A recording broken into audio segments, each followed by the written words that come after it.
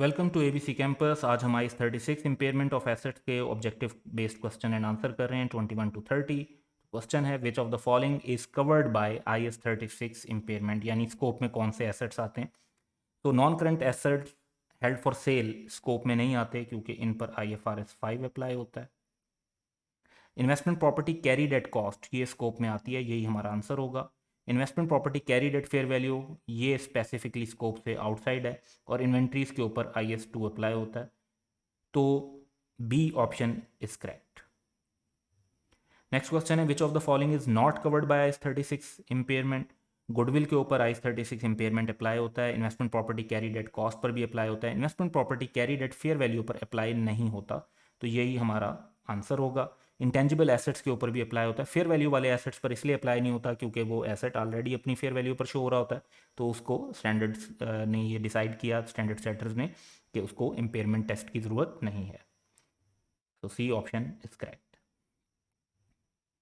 Next है when should an impairment loss be recognize. तो impairment loss जब आप कैलकुलेट कर लेते हैं तो फिर उसको इमीडिएटली रिकग्नाइज किया जाता है।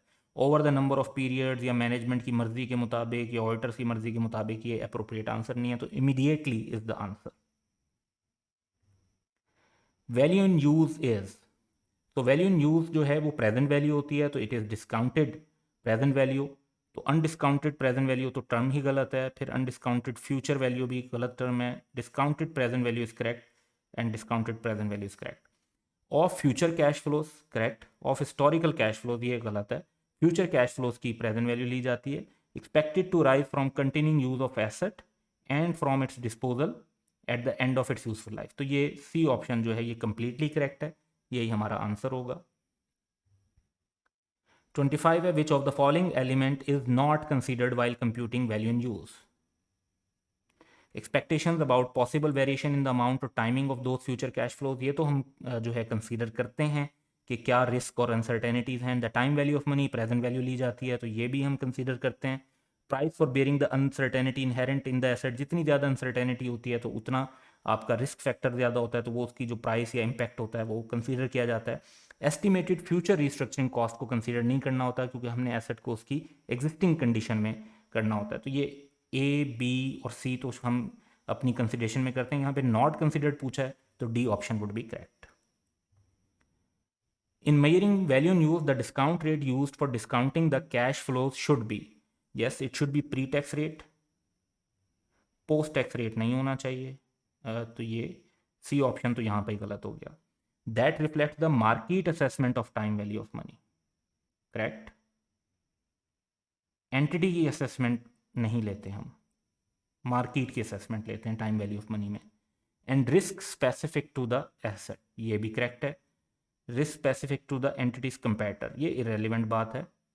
और तो यहाँ पर जो वाहिद ऑप्शन हर एंगल से करेक्ट है दैट इज ऑप्शन ए। 27 है when the recoverable amount of an asset is less than its carrying value in the statement of financial position, यानी रिकवरेबल अमाउंट कम है यानी कैरिंग अमाउंट एक्सीड कर रही है, तो फिर इसका मतलब है कि इंपेयरमेंट हो गई है, तो asset is impaired. Which of the following is an internal indication of impairment. Decline in market value indication तो है लेकिन ये एक्सटर्नल है।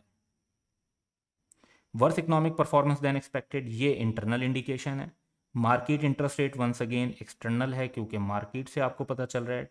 टेक्नोलॉजिकल ऑब्सोलेसेंस भी जो है वो आपको एक्सटर्नल सोर्स से पता चल सकता है कि न्यू टेक्नोलॉजी कौन सी आई है मार्केट में। सो इंटरनल इंडिकेटर के हिसाब से देखें तो B option is correct. Which of the following is an external indication of impairment. तो एक्सटर्नल इंडिकेशन बतानी है। फिजिकल डैमेज इंटरनल इंफॉर्मेशन है। वर्स इकोनॉमिक परफॉर्मेंस भी जो है कि रेवेन्यू और कॉस्ट क्या, ये भी इंटरनल इंडिकेशन है। मार्केट इंटरेस्ट रेट का इंक्रीज जो है ये एक्सटर्नल इंडिकेशन है, ये करेक्ट है।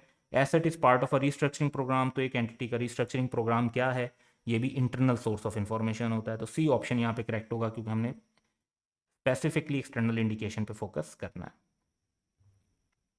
Under IS 36 what is the recoverable amount of an asset. तो रिकवरेबल अमाउंट आइडेंटिफाई की जाती है higher of fair value less cost of disposal and value in use. तो higher fair value less cost of disposal and value in use ये option correct है। बाकी में word lower use हुआ तो ये गलत है, और higher of net present value and cost का कंपैरिजन नहीं किया जाता, तो B option is correct. So that's all for today, have a good day.